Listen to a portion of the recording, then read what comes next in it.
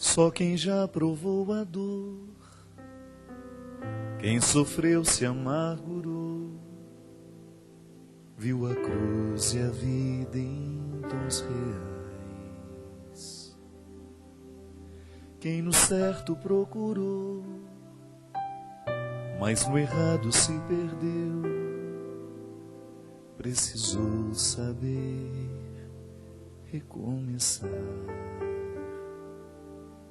Só quem já perdeu na vida sabe o que é ganhar, porque encontrou na derrota algum motivo para lutar. E assim viu no outono a primavera, descobriu que é no limite que a vida faz crescer,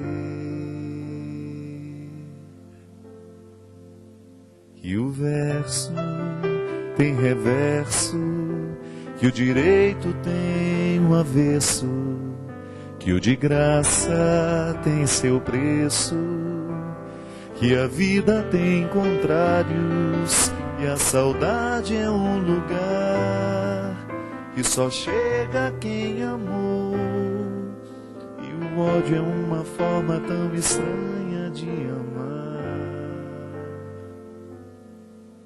que o perto tem distâncias e o esquerdo tem direito, que a resposta tem pergunta e o problema a solução, e que o amor começa aqui, no contrário que há em mim, e a sombra só existe quando brilha alguma luz. Só quem soube duvidar pôde enfim acreditar, viu sem ver e amou sem aprisionar. Quem no pouco se encontrou aprendeu a multiplicar, descobriu o dom de eternizar. Só quem perdoou na vida sabe o que é amar, porque aprendeu que o amor só é amor se já provou alguma dor.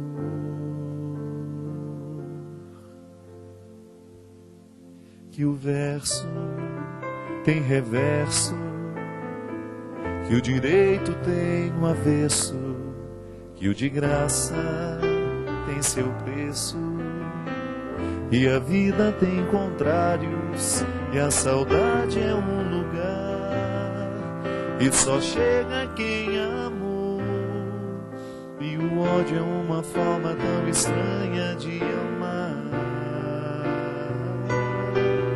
que o perto tem distâncias, e o esquerdo tem direito, que a resposta tem pergunta,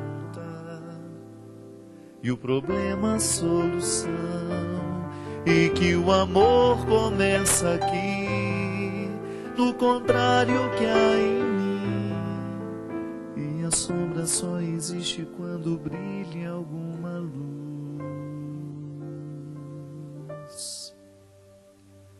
Muito boa noite, é com muita alegria que nós começamos mais um programa Direção Espiritual, mais uma oportunidade de entrar na sua casa, de estabelecer esse momento de comunhão que a conversa nos proporciona. A sabedoria é muito mais que a inteligência. Você já deve ter me escutado falar nisso, porque é uma convicção de fé para mim. Cada vez mais eu me convenço que quando a gente se descobre inteligente, nós precisamos dar um passo para alcançar a sabedoria. E ainda que a pessoa tenha deficiência de inteligência, ainda que ela não seja a pessoa mais inteligente do mundo, adentrar o território da sabedoria é uma forma muito interessante de suprir essas lacunas, que nós possamos ter no campo da inteligência, do raciocínio. A gente às vezes encontra pessoas muito inteligentes, pouco sábias. E às vezes encontramos muito sábias e nem tão inteligentes assim. É porque, na verdade, a sabedoria, ela vem por outras vias, que não são só o raciocínio. A gente sabe que o que diferencia o ser humano de todos os outros animais, e que faz com que ele tenha esse posicionamento de responsabilidade a mais, né? Porque não é um privilégio. A partir do momento que nós somos seres dotados de capacidade reflexiva, significa que nós temos uma responsabilidade a mais.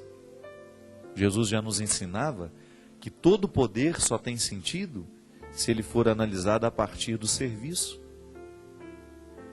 Que só tem sentido ter poder se nós encararmos o poder que temos como uma forma de servir. O conhecimento é uma forma de poder. A capacidade de refletir a vida é uma forma de poder. E aí nós entendemos que porque somos criaturas, as únicas no universo, com a possibilidade de refletir a vida, não é? Você tem no animal um instinto a favor da sua sobrevivência. Você até tem animais em que você descobre uma inteligência muito avançada, mas nada como ao ser humano. Você tem lá um cachorro que tem a possibilidade de ser muito inteligente dentro dos limites do seu instinto, mas ele nunca vai ser capaz de refletir uma questão filosófica, por exemplo. Lhe faltam os instrumentais para isso.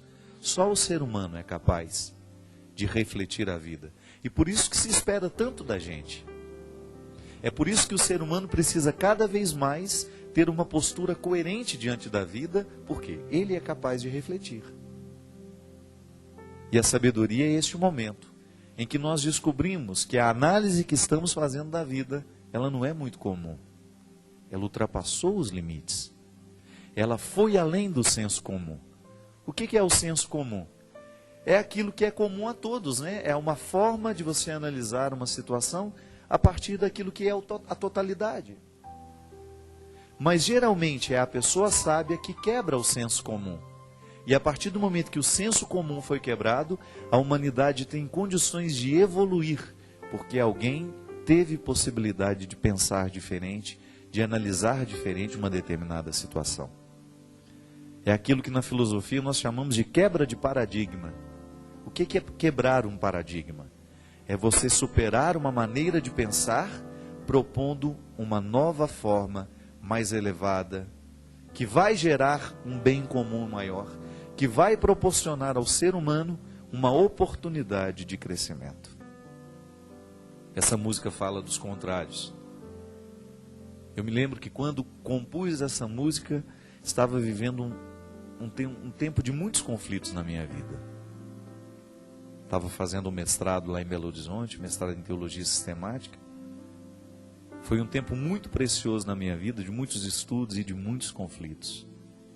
Tentando aconchegar dentro de mim, né, a novidade da teologia, tudo aquilo que o mestrado estava me proporcionando, a minha maneira de ver Deus, a minha maneira de senti-lo, com tudo aquilo que eu era, com tudo aquilo que eu sentia naquele momento, tentando fazer caber dentro de mim a nova experiência.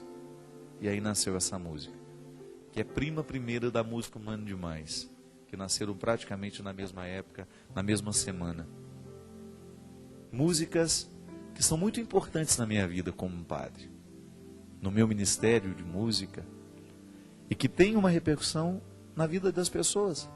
São músicas que tocam, por quê? Nascem justamente de um momento de situação contrária, e que eu procurei ver de um jeito novo. Eu acredito mesmo, minha gente, que quanto mais Deus toma posse do nosso coração, maior é a nossa capacidade de refletir. Por isso que nós somos adeptos de uma religião que nos ensina a reflexão. Por isso nós não somos adeptos de uma teologia cega, nós não somos adeptos de uma espiritualidade cega, infértil, porque não tem sentido. Todo aquele que se dispõe a seguir os passos de Jesus tem que estar disposto a viver a reflexão diária, porque até mesmo a análise da nossa vida passa pela reflexão que fazemos dela. Se eu deixo de me refletir, eu perco o compromisso comigo e naturalmente comprometo o tecido social que precisa da minha qualidade humana. Por isso que nós fazemos aqui deste programa um momento de reflexão sempre. A partir das questões que nos são apresentadas, a partir das cartas, dos e-mails. Tenho saudade dos telefonemas ao vivo que a gente recebia. Toda vida que se chega aqui, partilhada, contada, vira para nós uma instância reflexiva.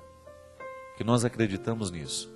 Quando refletimos a vida e o problema do outro, de alguma maneira nós encontramos solução para as nossas questões. Essa é a comunhão que a dor nos proporciona. Ao ajudar aquele que sofre, de alguma maneira eu aconchego dentro de mim os meus desajustes, as minhas desarmonias. Muito obrigado, Sr. Christian, boa noite. Quanto tempo, hein, que você não aparece aqui, né? Férias perenes. Brincadeira. Gente, estou muito feliz essa semana. Talvez você já tenha me escutado falar, mas é uma verdade. Eu fico muito mais realizado quando eu lanço um livro do que quando lanço um CD. E agora com essa história do DVD, né? O livro para mim é uma experiência muito frutuosa. E nessa semana estou lançando, juntamente com a editora Planeta, o meu novo livro, que se chama Tempo de Esperas. Esse livro nasceu, ele já tem muito tempo que eu comecei. Eu acho que tem uns 7 anos, quando eu comecei a escrever esse livro, e depois ele ficou abandonado. Inclusive foi a partir dele que surgiu a ideia do livro Cartas entre Amigos, que eu escrevi com meu amigo Gabriel. Quando eu mostrei para ele esse projeto, ele falou, nossa, esse livro é muito interessante, e essa proposta de cartas é muito interessante. Aí na época ele me deu um conselho, falou assim, eu acho que você deveria deixar esse livro amadurecer um pouco, porque eu acho que ele pode ser mais longo, ele era muito curtinho. E o Gabriel tinha razão, ele me ajudou muito naquele momento em que ele falou, deixa o livro crescer mais. E ele tinha razão. Depois comecei a desenvolver esse projeto. Então, depois de quase 7 anos, com ele dentro do meu coração e algumas páginas escritas, finalmente ele ficou pronto. É a história de 2 personagens, de um professor de filosofia e um aluno. Esses dois personagens trocam correspondências, todas elas girando em torno de questões humanas importantes como o amor, a perda, o abandono, a luta para reencontrar o caminho, a sabedoria. O caminho, aqui nesse livro eu faço muito essa distinção entre inteligência e sabedoria. Trabalho também aqui a questão das perdas. Como é difícil muitas vezes nós aceitarmos que perdemos e fazer daquela perda um instrumental de vitória. São 2 personagens, né, como eu dizia, Abner e Alfredo. De um lado, um velho professor que resolveu refugiar-se em uma vida simples, abandonando todas as glórias da vida acadêmica. E do outro, um jovem estudante de filosofia cujo sonho é alcançar o que o professor resolveu abandonar. Enquanto discutem filosofia, amor, amizade, felicidade, Alfredo e Abner descobrem que muito mais que estarem em lados opostos do desejo, como se fossem o passado e o futuro de uma mesma existência, eles estão mesmo diante do desafio humano que nunca cessa, compreender o tempo das esperas. Que é uma luta mesmo, né? Esperar não é fácil não, gente. Porque gera dentro de nós uma ansiedade, é uma inadequação, né? Todo processo de espera gera inadequação dentro de nós. Porque se a gente está esperando, é porque de alguma maneira nós já antecipamos dentro de nós aquilo que a gente espera. E muitas vezes na ansiedade de antecipar dentro de nós o que a gente espera, a gente corre o risco de esperar não a realidade, mas a ilusão que criamos dela. E isso é uma prisão que a gente precisa abandonar. Na vida a gente precisa ter essa leveza, né? A gente sabe que é muito bom projetar o futuro, mas a gente precisa ter uma atenção muito especial com o nosso presente, porque agora, é no hoje da vida que Deus pode agir em nós. E a partir desse hoje que eu posso compreender o meu passado, e que eu posso projetar esperanças para o futuro. Mas as minhas esperanças não são necessariamente a garantia de que tudo aquilo vai ser realizado. Então essa abertura do coração, né? Saber esperar, descobrindo no momento presente a alegria necessária para a gente nunca perder o vínculo com a vida. Porque esse é o desafio. A gente não permitir que as nossas esperas retirem o nosso vínculo com a vida.